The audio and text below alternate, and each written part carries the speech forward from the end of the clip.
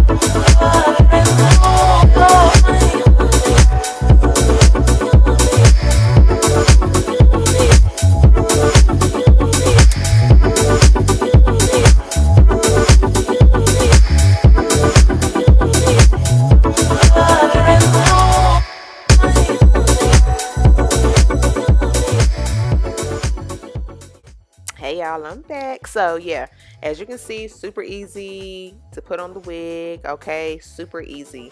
I will say, when I put the makeup, I put my powder in my part as well.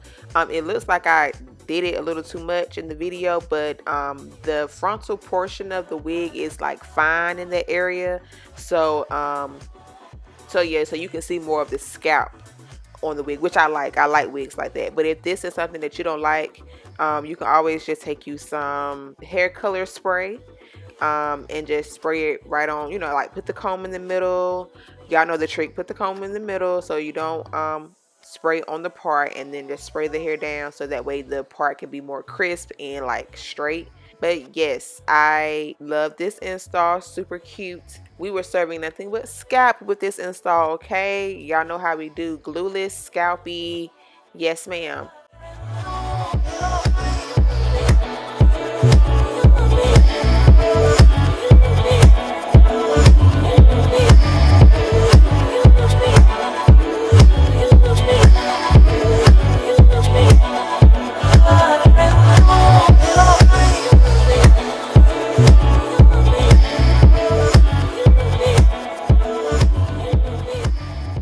I know I can't be the only one that has to do the selfie check after I do my installs, or while I'm doing my installs. I just have to take out my camera and just check and make sure we're looking good in the camera. I always do that. It's just something I have to do. But anyway, I hope y'all enjoyed this video.